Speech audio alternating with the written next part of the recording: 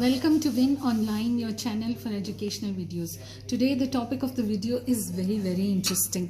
और आपको नहीं लगता कि हम सब यही चाहते हैं? Everyone wants to be understood. और हर वक्त हम यही कहते हैं कोई मुझे समझता नहीं है, या फ़लाँ ने मुझे समझा नहीं है, या मुझे तो कोई समझ ही नहीं सकता, मैं इतना कॉम्प्लेक्स हूँ. But actually, in order to be understood, there are a few rules that we have to follow.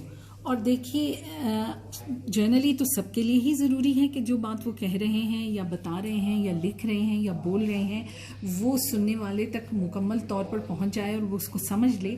लेकिन टीचर्स के लिए ये एक्सट्रीमली इम्पॉर्टेंट है, क्योंकि हमारा तो काम ही समझाने का काम है. सो हमारी वो यूँ समझ लें कि रोज़ी रोटी जो है उसका दारोमदार इस पे है कि हम कितने अच्छे तरीके से अपना मैसेज, अपनी बात, कोई कॉन्सेप्ट, कोई चीज़ जो है वो लर्नर को समझा सकते हैं. तो अगर हम चाहते हैं कि हमारी बात बहुत अच्छे तरीके से पहुंच जाए सुनने वाले तक जनरली, और टीचर्स के लिए कि उनके स्टूडेंट्स तक ये बात बहुत अच्छे तरीके से पहुंच जाए, तो there are a few principles जो हमें फॉलो करने पड़ते हैं. और ये बहुत इंटरेस्टिंग और बड़े आसान से हैं जब आप इनको देखें.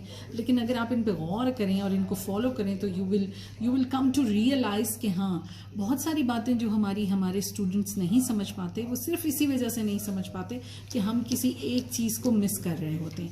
इनको हम कहते हैं ग्रीसेस मैक्सिम्स ऑफ कन्वर्सेशन. ग्रीस जो है, पॉल ग्रीस, उसने 1989 में अपनी एक किताब studies in the way of words में ये मैक्सिम्स दिए थे, यानी ये रूल्स दिए थे. और ये 4 मोटे रूल्स हैं. सबसे पहले देखिए, उसको हम कहते हैं मैक्सिम ऑफ क्वांटिटी, यानी मिकदार का मैक्सिम. क्या कहते हैं ये? Make your contribution as informative as it is required, no more no less, just the right amount.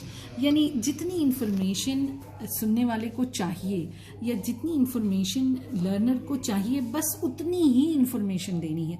उससे कम भी नहीं देनी, उससे ज़्यादा भी नहीं देनी. मिसाल देखिए, जैसे मैं अगर कोई चीज़, कोई फ्रेम जोड़ रही हूँ और मैं आपसे कहती हूँ मुझे 4 नेल्स दे दें, मुझे 4 कील दे दें, तो अगर आप मुझे 2 कील देंगे तो भी मेरा फ्रेम नहीं जुड़ेगा, और अगर आप मुझे 6 देंगे तो मुझे 6 की भी ज़रूरत नहीं है. I need only 4. So it is just the right amount of information that is required by the learner और the listener, right? No more no less, ना ज़्यादा ना कम. दूसरा है maxim of quality. Maxim of quality क्या है? Try to make your contribution one that is true.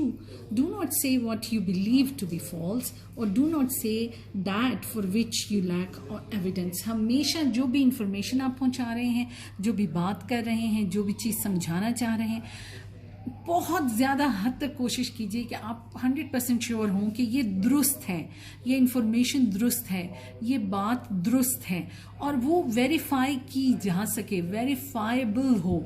यानी ये नहीं कि बस आपने अपनी तरफ से कह दिया. अनलेस अगर आप कोई अफवाह फैलाना चाहते हैं तो फिर that is a different scenario. लेकिन अगर आप वाकई चाहते हैं कि आपकी बात जो है वो समझी जाए, तो then it has to be true, और उसको बैक करें आप एविडेंस के साथ, उसको दोबारा चेक किया जा सके, उसकी जांच की जा सके. अब टीचर्स के लिए ये काम आसान हो जाता है कि बुक्स के अंदर हमारे पास इंफॉर्मेशन प्रोवाइडेड होती है, लेकिन अक्सर हमें उसको भी डबल चेक करना चाहिए. Sometimes there are problems and errors in the books also. तो हमारी जिम्मेदारी है कि जो इन्फॉर्मेशन हम पहुंचा रहे हैं उसकी अच्छी तरह से जांच पड़ताल करें, और उसको जिस हद तक हम एरर फ्री कर सकते हैं उसको करें. फिर उसके बाद है maxim of relation. Be relevant. Make sure that all the information you provide is relevant to the current exchange. Omit irrelevant information. यानी जो टॉपिक है, जो ज़ेरे बहस बात है, जिस चीज़ के बारे में बात हो रही है, आप उसी चीज़ के बारे में इंफॉर्मेशन दें. देखिए, एक मुहावरा है कि सवाल गंदम और जवाब चना. तो वो मिसाल यहाँ पे फिट आती है कि टॉपिक जो है वो कोई और चल रहा है और आप बीच में कोई और बात डाल रहे हैं, तो ये रेलेवेंट नहीं है. तो मैक्सिम्स ऑफ रिलेशन जो है वो इस पे आप अप्लाई नहीं कर रहे. यानी stick to the topic, stick to the topic of the conversation, stick to the topic that you are teaching. उसके बाद आता है मैक्सिम्स ऑफ मैनर. तरीका क्या है आपका इंफॉर्मेशन पहुंचाने का, and this is most important. आप कितने क्लियर हैं. Please avoid any difficult words और एम्बिग्विटी, यानी मुबहम किस्म का आपका मैसेज नहीं होना चाहिए। और ना ही उसमें बाज़ दफ़ा ये होता है कि हम लिसनर को इम्प्रेस करने के लिए भरमार कर देते हैं मुश्किल अल्फाज की। वो मुश्किल अल्फाज हमारे मैसेज को खूबसूरत नहीं बनाते बल्कि उसको मस्क कर देते हैं, ठीक है। तो हमें क्लियर रहना है बिल्कुल।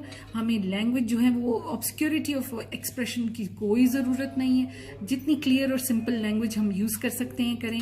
एम्बिगुअस ना हो, यानी डबल मीनिंग वाला हमारा मैसेज ना हो, मुख्तसर हो और तरतीब से हो, यानी स्टेप बाय स्टेप हो, इंफॉर्मेशन बिल्कुल स्टेप्स की शक्ल में दी गई हो।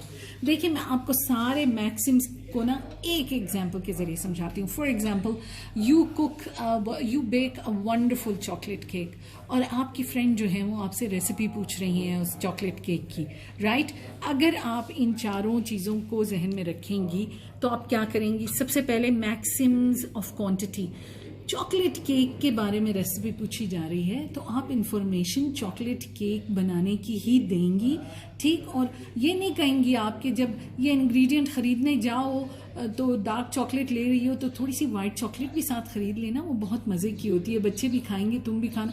दैट इज़ इररेलेवेंट, उसकी कोई ज़रूरत नहीं है, ठीक है। सो क्वांटिटी, जितनी इंफॉर्मेशन उसे चाहिए just about the chocolate cake, the right amount. फिर कम इंफॉर्मेशन भी नहीं होनी चाहिए। बेकिंग टाइम क्या होना चाहिए, किस मोल्ड में डालना चाहिए, किस तरह मिक्स करना है, कितनी देर रखना है, किस वक्त निकालना है, कूलिंग टाइम क्या हो, all that should be included. फिर उसके बाद ये नहीं कि अब आपका चॉकलेट केक आपकी किसी खास टिप की वजह से वंडरफुल होता है और आप वो टिप ना बताएं, तो you are not sharing the complete information. आप थोड़ा थोड़ा छुपा रहे हैं या थोड़ा थोड़ा अपने पास रख रहे हैं, या जानबूझ के कोई गलत इंग्रेडिएंट बता दें कि अच्छा ऐसा करना कि इसमें थोड़े से फिश क्रैकर्स भी डाल देना, इससे बहुत मज़ेदार हो जाएगा, right. So this is the Maxim's of quality. आप जो इन्फॉर्मेशन दे रहे हैं वो ट्रू नहीं है। फिर रेलेवेंस और ये तकरीबन ही मिलते जुलते हैं। बात चॉकलेट केक की हो रही है, जिक्र उस रेसिपी का है, स्टिक टू दैट रेसिपी। ये मत कहिए कि बैटर बच जाए तो उससे तुम कप केक्स भी बना सकती हो, कप केक्स बनाने के लिए ऐसे करना है कि ये वाले मोल्ड खरीदना, चॉकलेट केक पीछे रह गया और आपने कप केक्स की कहानी शुरू कर दी। So you are not relevant, ठीक। एंड देन देखिए आप रेसिपी कैसे बताएंगे। सबसे पहले आप इंग्रेडिएंट्स बताएंगी, बिल्कुल क्लियर आसान नाम आप लेंगे इंग्रेडिएंट्स के, ठीक है।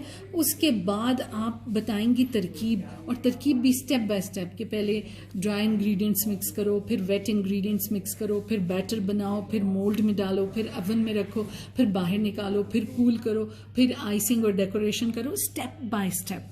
So just a simple recipe contains all these 4 maxims. तो जब भी हम क्लास में लेसन प्रिपेयर करें, प्लीज़ आप अपने जहन में ये चीज़ें रखें कि इंफॉर्मेशन की क्वांटिटी क्या है।